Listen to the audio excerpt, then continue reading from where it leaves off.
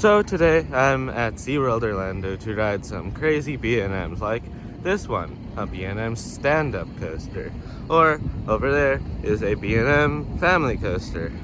Or a B&M Hyper, or a B&M Flyer.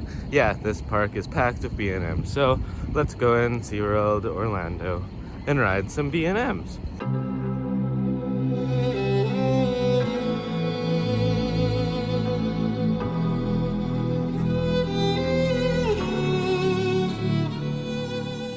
Now it's time to do Pipeline, my first surf coaster. Exciting.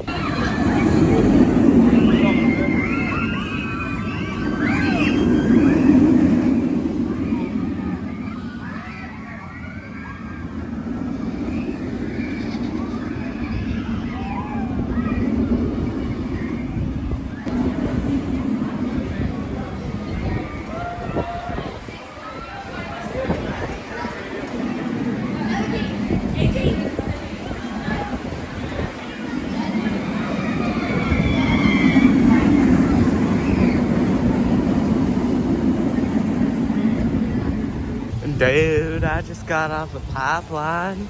It was gnarly, dude. I loved it. Okay, anyway, for real. Pipeline. That was my first surf coaster. Well, the only one in the world, so it has to be my first one. It's the launch. It's strange that it has an airtime panel, even though Icebreaker over there has an airtime panel in the middle of the launch, and I want to see how that is. So yeah, that was my first time doing something like that. Oh my gosh, it's windy. Anyway, the trains are comfortable, but they're kind of not comfortable at the same time, but they're just fine. I mean, it's something unique, surfing on a roller coaster. Yeah, and the airtime elements are fun. The inversion is pretty fun. I don't really remember it. That section, like right over there, is like really forceful for some reason. So yeah, it's a good coaster. I like it. Standing up is a weird feeling on coasters, and I think it's a little bit better than the older stand-up coasters, but not much. But yeah. Also, like, all the artwork around this coaster is awesome, and it also does feel a little bit like a beach. Like, it does have a little bit too much greenery to feel like a beach, but there's like sand some places, and yeah. But I mean, I like the theming, and it's awesome.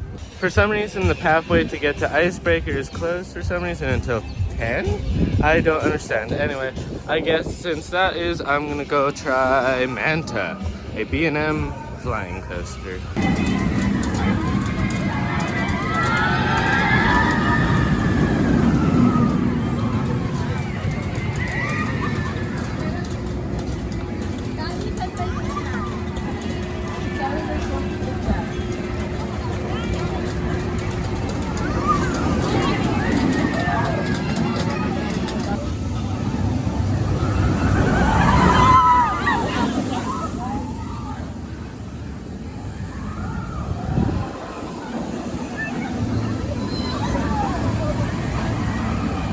Just got off of Manta, and it's definitely better than the Superman clones. Yeah, the pretzel loop might be a little bit less or more intense. I really don't know.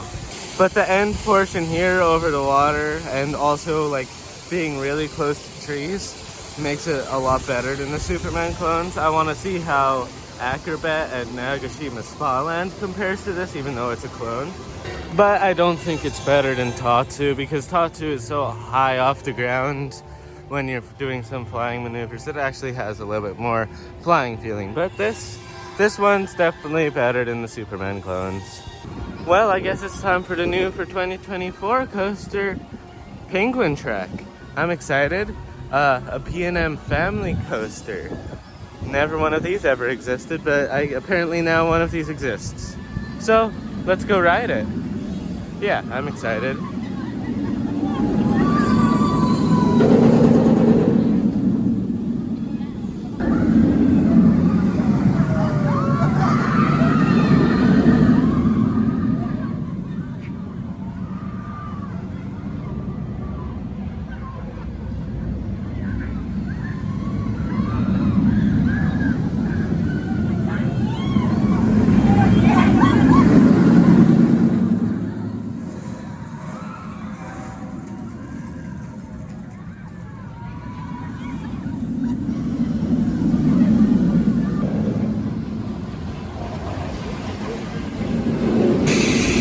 Just got off of Penguin Trek, and the theming here is awesome. I love the theming. The ride itself, it has some rattly spots. It's not all rattle, but it does have some rattly spots. But mostly it's pretty smooth and it's comfortable. I mean, I feel like it's like Freedom Flyer rough. It's not terribly rough, but it shouldn't be for a brand new B&M. Yeah. It pulls some forces somewhere. The launches are very, very punchy for some reason. I like the punches. So yeah, Penguin Trek, it's a very absurd ride. For B&M to make something like this is very strange, but I'm here for it, I guess. Yeah, it's a good ride. Well, I guess let's try out Mako, a B&M hypercoaster from 2016. So, let's go.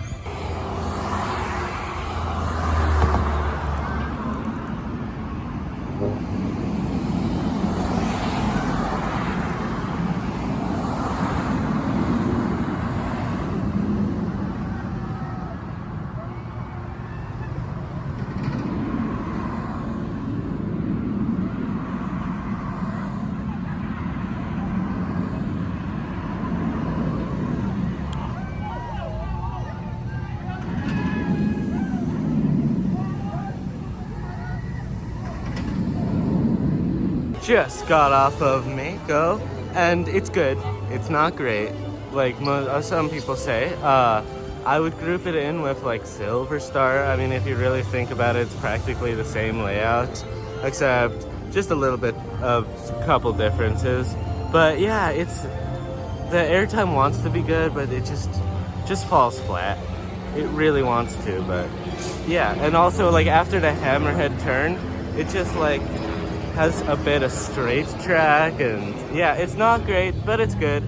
Yeah, basically Silver Star. Basically the same thing I feel about Silver Star. Now I'm waiting for the park to open the rest of the area at 10. It is like 9:59 right now, so I hope I get to ride Infinity Falls right now, because I know that one has a very long line. So let's head over to Infinity Falls. It's like right over there. And I mean, walking around this park, it is very beautiful. It has a lot of greenery, and yeah, it is a very beautiful park. They just need a little bit more flat rides, like maybe a giant scream and swing like the other SeaWorld parks are building would be nice, or a Giga Discovery, or a Endeavor maybe. I don't know. Something would be nice to have as a flat ride here, because as I know right now, I think the only flat rides are in Sesame Street. So yeah, they need more thrilling flat rides. Guess who made it to Infinity Falls? People say this is the tallest drop on a raft ride, but I feel like the one at Silver Dollar City was taller. I don't know for sure, but it looks taller. Well, Infinity Falls isn't open yet, so we're gonna go on Icebreaker, a premiere ride. I don't know, Skyrocket 3? I don't know. I think this park has a little bit too many coasters themed to ice. Is it just me, or is that a thing?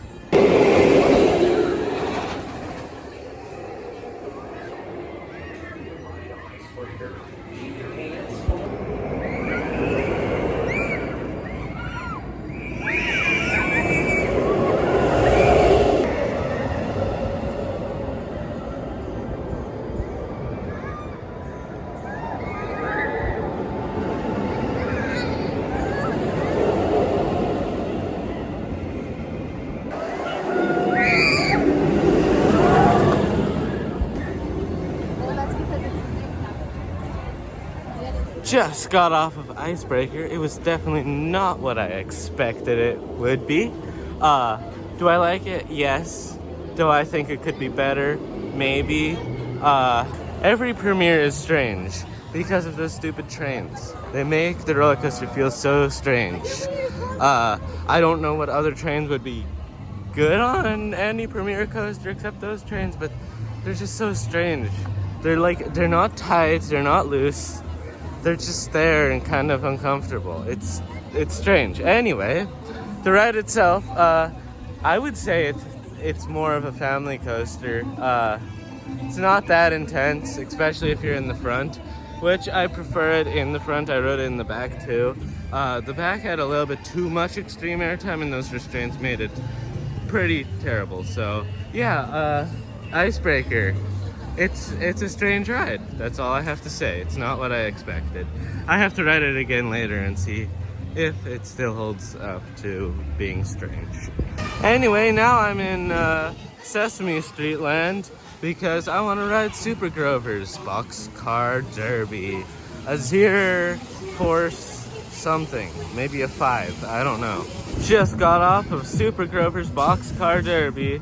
It's slow, it's a kiddie coaster, it's not much of a ride, but it's a credit, and we all love credits. It does vibrate a little bit on the track. I don't know if it's the track or the trains, probably the trains are pretty terrible and uncomfortable and hard.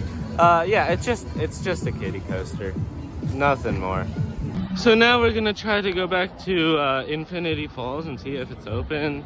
I sure hope so, because it's not hot. As you can see, it's cloudy, but you know, it would be nice to get a little bit wet and also a new water ride credit. And apparently this one costed a lot of money, so I'm excited to see what it is. Still, really Infinity Falls still? I guess let's get a re-ride on Mako. Another time on Silver Star. Wait, this is Mako. I couldn't tell the difference, sorry.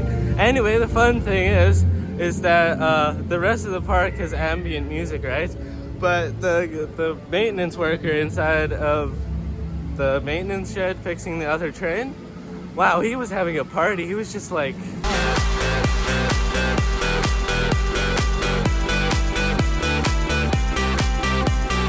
So yeah, that was funny.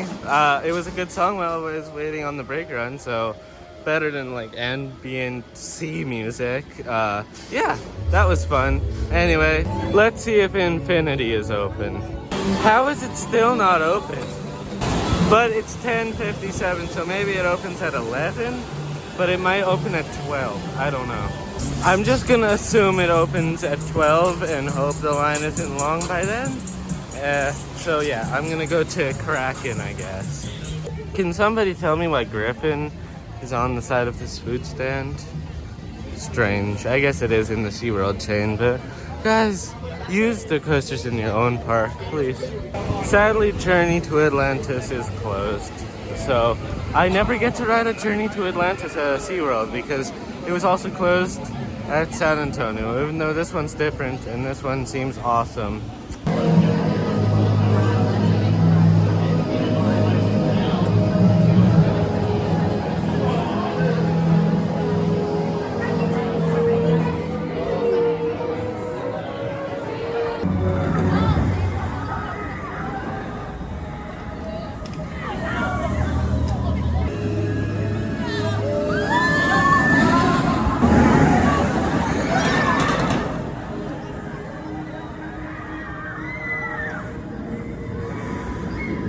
Just got off of Kraken, and it doesn't really have a long line usually, so it's good for me to ride it later when the lines get long, but it's a good ride.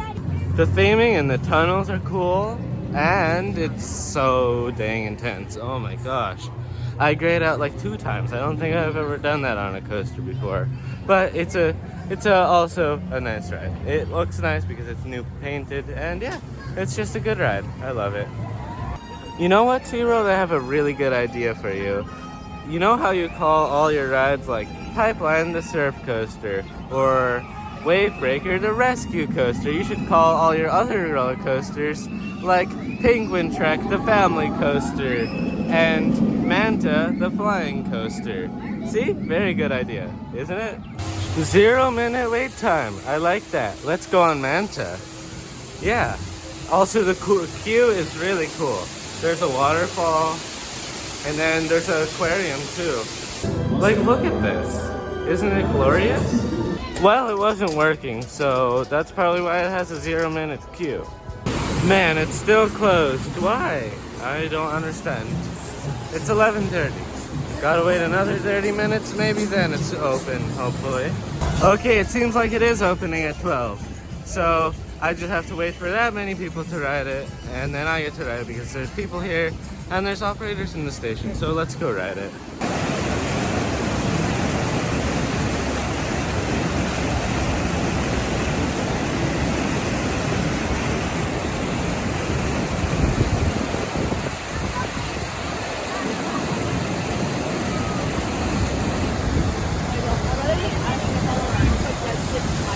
Well, Infinity Falls is in fact infinity soaking. Yeah, don't ride it if you don't want to get wet. It's soaking. But the closest thing I could compare it to is Mystic River Falls at Silver Dollar City. I know that one's not Intamin, but it's practically the same ride. Yeah, it's a good ride.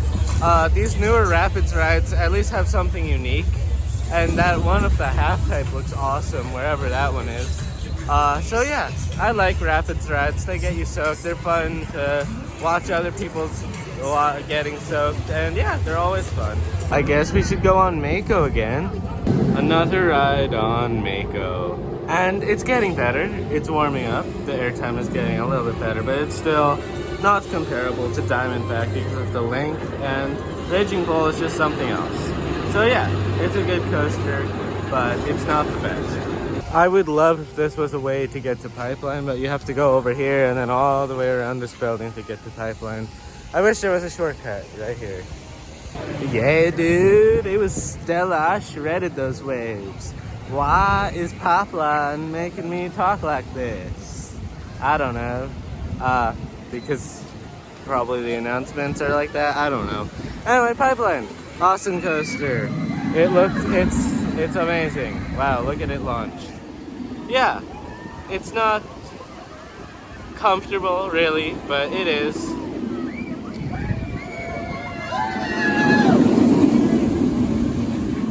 It's just a nice coaster. It looks nice. Whoa, this is a cool view. There's 1, 2, 3, 4 roller coasters in this one view. Wow, dude, that was so gnarly. I grayed out so much on that coaster.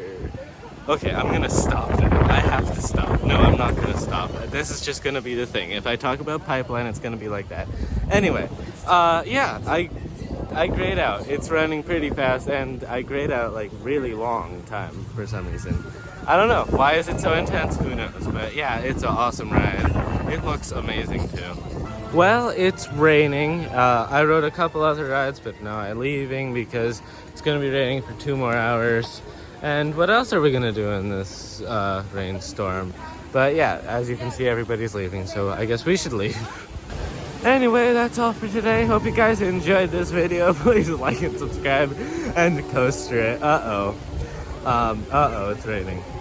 Help me! This is terrible.